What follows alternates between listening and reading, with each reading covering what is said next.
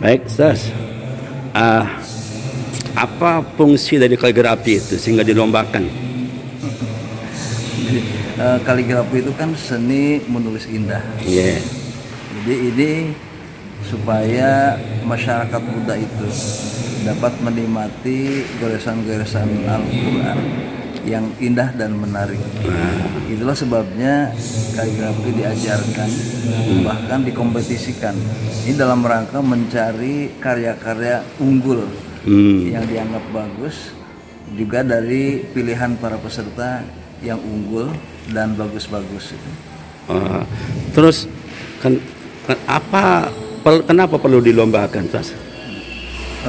Tentu karena untuk menyeleksi di antara karya-karya yang bagus itu kan ada karya yang diunggulkan, sehingga kita ingin mencari level 1, 2, 3, 4, 5, dan 6. Dengan demikian nanti akan dihasilkan karya paling bagus untuk dilangsungkan dan diikutkan dalam MTQ nasional mendatang. Apa pengaruhnya ke masyarakat yang gini, Sas? Masyarakat itu pengaruhnya apa? Juga kesadarannya tentang huruf-huruf Al-Quran yang indah. Nah, dengan melihat itu semua maka mereka akan tergugah untuk lebih mencintai Al-Quran. Alhamdulillah. Ternyata ini salah satu cara memelihara Al-Quran. Iya betul. Jadi Al-Quran itu supaya dipelajari. Jadi masyarakat itu ajar selalu belajar Al-Quran. Nah, ini belajar Al-Quran itu kan melalui tahap-tahap. Ada belajar mengenalnya, learns to know. Kemudian yang kedua belajar membacanya, learns to read. Ketiga belajar menulisnya, learn to write. Nah inilah menulis Al-Quran dengan goresan-goresan yang indah. Nah kemudian yang keempat belajar memahaminya, learn to understand. Yang kelima belajar mengamalkannya, learn to act.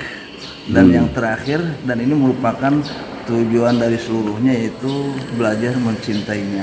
Alhamdulillah. Nah, dengan demikian maka dengan melihat huruf-huruf yang indah atau ayat-ayat Al-Quran yang ditulis menarik, ini akan menambah rasa cinta pada Al-Quran. Alhamdulillah. Oh, berarti ini sebagai daya tarik atau dakwah? Betul, dakwah. Ini dakwah bil qalam. Dakwah bil qalam itu memperlihatkan Islam yang indah dengan goresan pulpen. Alhamdulillah. Nah, sekarang ini berapa macam yang dilombakan sekarang ini? Jadi ada 4 golongan dan nanti akan ditambah menjadi 5 golongan, yaitu golongan naskah, golongan hiasan mushaf, golongan dekorasi, golongan kontemporer, dan golongan digital. Nah ini golongan digital yang disebut terakhir itu nanti baru akan dieksibisikan pada MTQ nasional mendatang. Terus dalam misalnya sekarang ini mereka lomba dalam dekorasi, berapa macam khot yang harus ditulis mereka itu? Ada 7 gaya atau macam khot yang ditulis, yang nanti akan digoreskan itu 5. Nah 7 itu yaitu naskhi, sulus, Farisi, Diwani, Diwani Jali, Kufi, dan Rika. Nah yang 7 ini nanti akan diundikan untuk ditulis 5 diantaranya. Saya kira mereka sudah paham tentang aturan-aturan dia. Oh sangat paham sekali. Bahkan anak-anak kita tuh sudah sangat cerdas-cerdas untuk memilih mana pola atau gaya yang harus ditampilkan begitu ya. Alhamdulillah. Terima kasih Pak Ustaz atas informasinya. Semoga bermanfaat bagi masyarakat kita untuk mendapatkan nuansa keislaman dalam bentuk dakwah bil qalam tadi itu. Insyaallah. Amin. Amin ya rabbal alamin. Semoga lanjut Ustaz. Terima kasih. Assalamualaikum warahmatullahi wabarakatuh. Bismillahirrahmanirrahim. Assalamualaikum warahmatullahi wabarakatuh, Pak. Pak Ustadz, ini ada apa sih di belakang ini, Pak? Ya ini lomba kaligrafi namanya.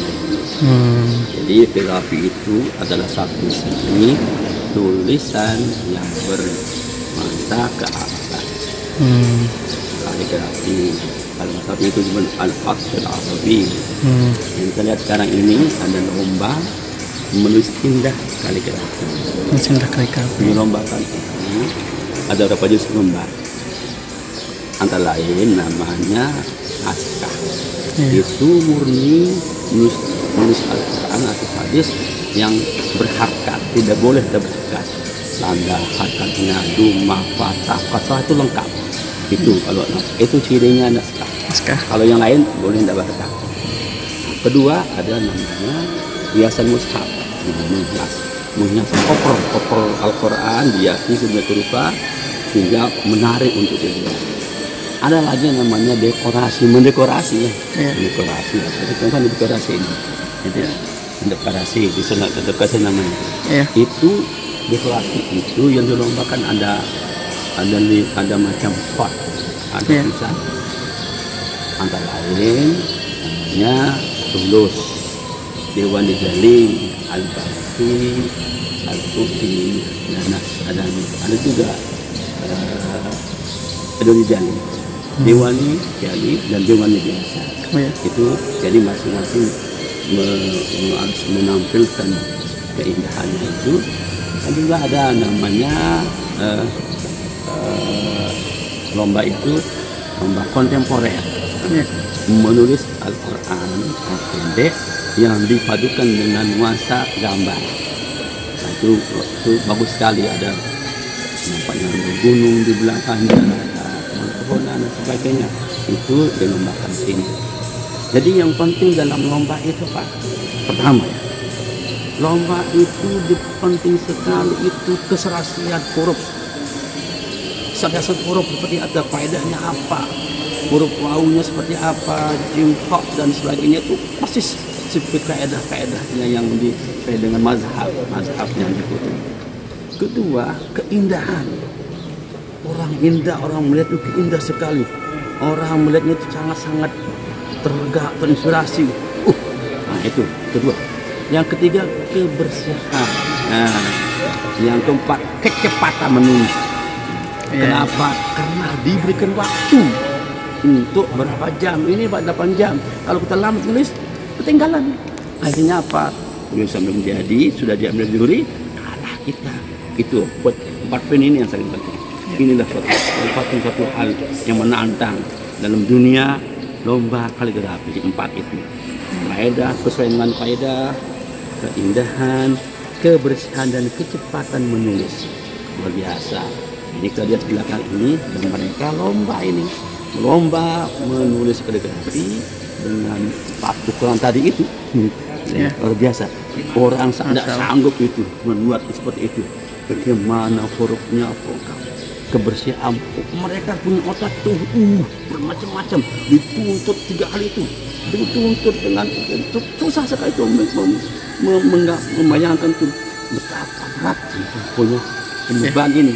Karena dikasih waktu, kalau tidak dikasih waktu bukan lomba nanti, tapi mereka sudah terdegar itu belum jadi, belum bersih, belum apa, mereka dituntut untuk satukan panas. Itulah dunia perlombaan.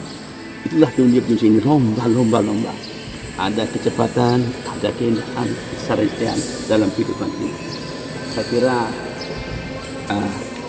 kesinilah kita dapat bayangan tentang kehidupan. Ada kesarian dalam agama, kesarian dalam masyarakat, kesarian dalam keindahan dan Allah Subhanahu Wa Taala.